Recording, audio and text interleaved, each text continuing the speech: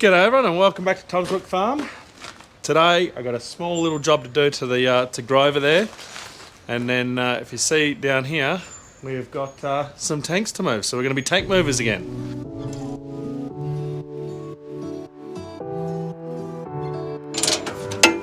So I do apologise with the amount of videos that have been coming out. I've reduced over the last 2 weeks due to being at Darren and away, not being able to film. And then also this week, Monday was I was at the kids' school for a what's it called? A Father's Day event, and then we had the busy bee, so I took Grover down there and we did a bit of grading. Tuesday, so that was yesterday. Today's Wednesday. Tuesday we were at town. We were doing our first aid course. We were both fully qualified first aider, first responders, so. That's good. Yeah, so that was it's good to get done and get certified, which is nice. And then this week is sort of a write-off. Tomorrow, so Thursday, we're doing a battery drive for the Cascade PNC for so we're driving around a whole bunch of farms to pick up batteries, and then on Friday we got the monster auction. So yeah, we're sort of lacking on videos of late. And then actually from the 16th to the 25th I'm away fishing on a trip with Farm & General, the chemical sort of company in town. They're taking us out going fishing, so I'll be away for a week as well. So I don't know, maybe I'll be able to slam out a few videos next week and then have them in store for that week that I'm gone. But if there's a few videos lucky in the next near future, you know why. So what are we doing with Grover? Well, from my incident of leaving the battery isolator on, these batteries are now toast. We charged them for 2 days on the battery charger, and they're no good. We still had to jump start it to get it started. Henry then did some grading Monday morning and then turned it off, isolated. Had to jump start it an hour later to take it down to the hall. I then was doing some work there, and I thought I'd been driving it for about 3 hours. I thought, it'd be fine. Turned it off for an hour and had to jump start it again. Got it home, turned it off, and then wouldn't start again. These batteries are knackered, so what I need to do is just get the numbers on them for Dad. Dad's in town, and we will get that, get Dad to bring them out for us, and we'll change these batteries over, and then I guess we try and put these into life, or they'll go in the battery run tomorrow for the PNC. Right, that's all sorted. Now, why are we tank movers? Well, yesterday when we were in town was when the tanks, these are 2 FlexSand tanks that are going to go down on that dam there where Henry sprays from. And so the driver called me up. I gave him a pin location of where the paddock was, how to get there, and then he put that into Google and it sent him to halfway down the road. Let me do a mud map. So you got the road. You've got, this is where the tanks were, and then we've got our track that goes like this, and then the pin was obviously there, and then it stopped him on the road here, in between the 2 fences. It was a whole kerfuffle. I was obviously doing my first aid course, so I couldn't answer his phone call, so I was texting him, and he was getting flustered.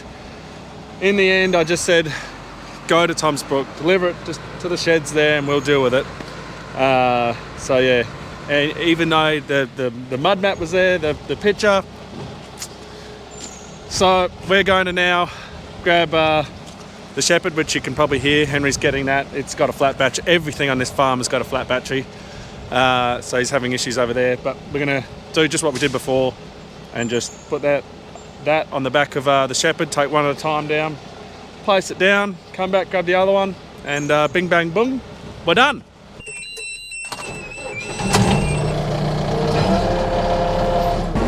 And why is Henry not spraying and helping me with this? Well, it's too windy. Plain and simple. The wind has been horrible for the last basically 2 weeks. Tomorrow is a perfect day for spraying, so Henry will be able to get something done then. But yeah, no, it's just been a nightmare for spraying and for wind. It's just what sort of happens at this time of year. But yeah, anyway, we'll get it done eventually. So we'll just pull up to here and we'll get this sorted.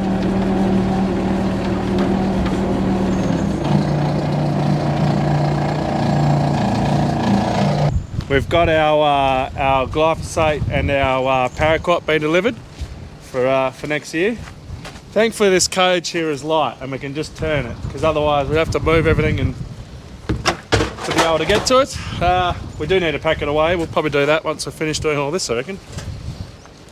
Now the bloody forklift is flat. There is seriously a uranium deposit somewhere underneath this part. Something's draining all our batteries. We've got... Shocking. That's flat, so the Shepherd's flat, Grover's flat, Louis was flat, that's flat. Wally will be flat when we go to get that this afternoon. No doubt, yeah. The Hyundai was flat. I had to jump start that yesterday. There is, it's ridiculous.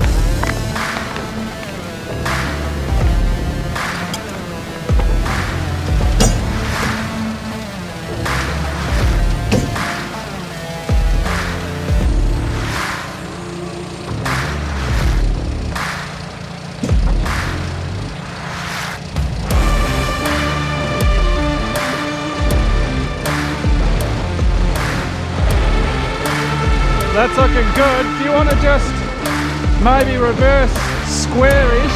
Like if you just turn that way a little bit, I'll flip that around and we'll get this to height, and then I'll flip that around and come in like that.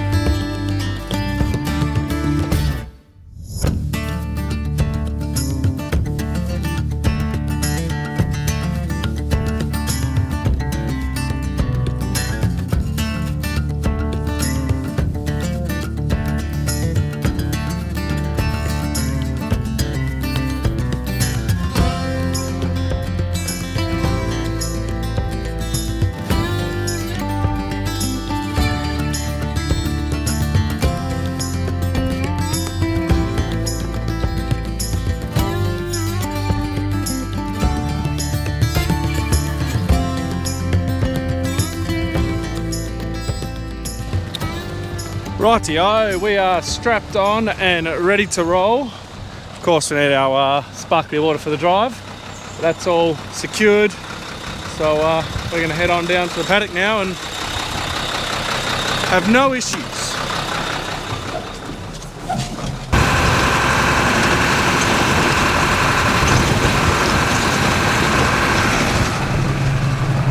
It hasn't fallen off yet, so that's a positive.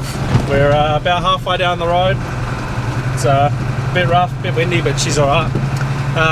Now, the support for the hats has been great to see. Loving all the comments about that and people wanting some.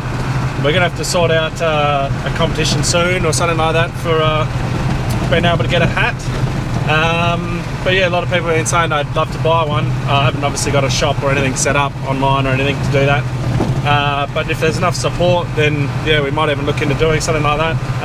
If you guys want other things, like, I don't know, jumpers or a shirt or something, let us know in the comments if you want that sort of stuff, and if we should set up a little shop online for that sort of stuff. Let us know, because the only way that we'll do it is if there's enough support behind it. But yeah, I've got a competition in mind for some hats, but it won't start until November. Might have something to do with this, but we'll get more into that a bit later on, I reckon.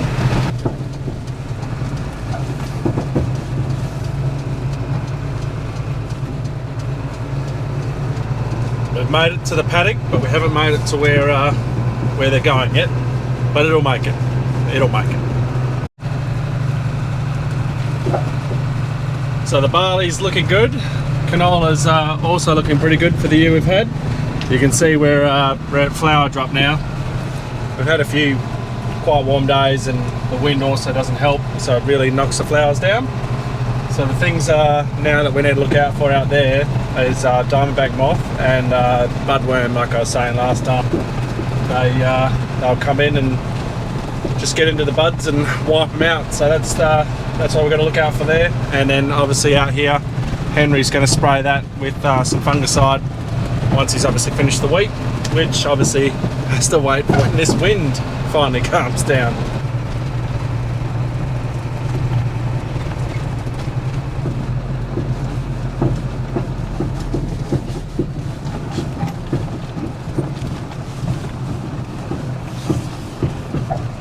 We've got down here and we've realised we've put the tank on wrong. We should have had the tap out one side.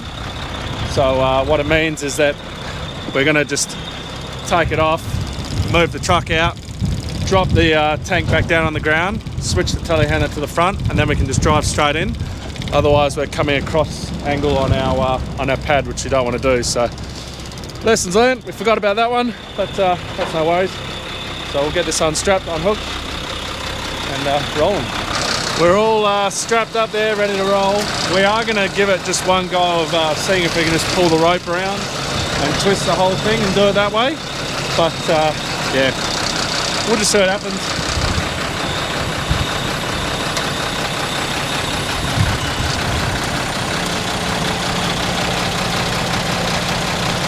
Yep.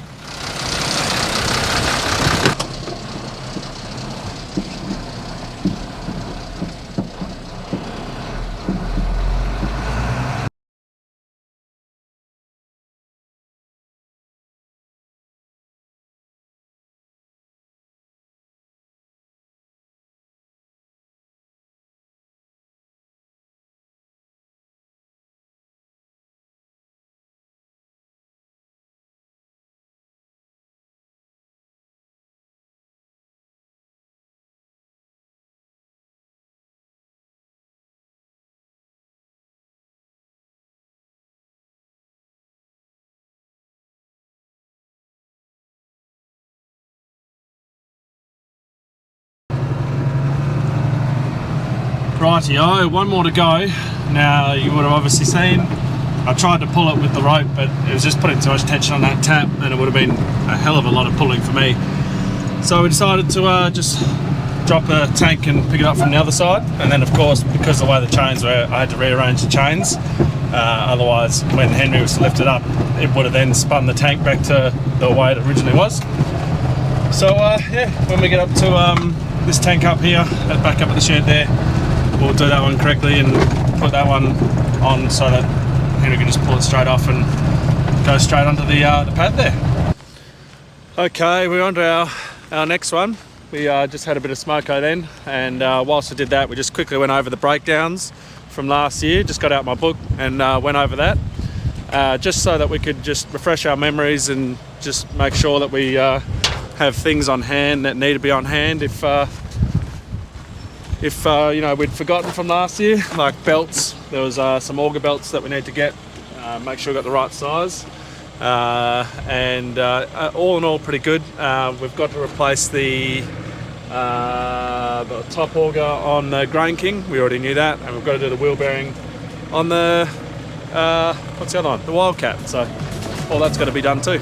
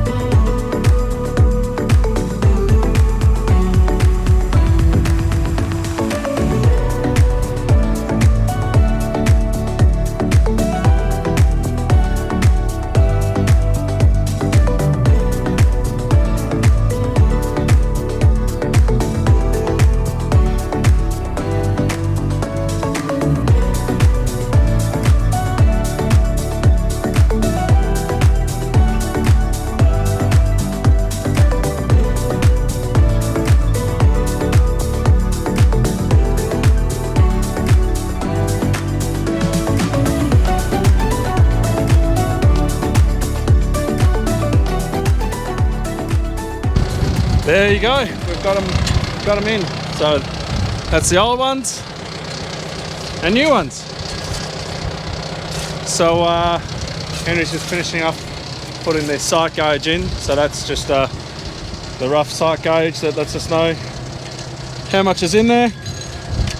We've left a little bit of wiggle room for when the weight of the flex end in there brings the weight of the tank down, so we're not going to blast the top of the structure off. So yeah, we'll now pack up all our stuff and head back to the shed.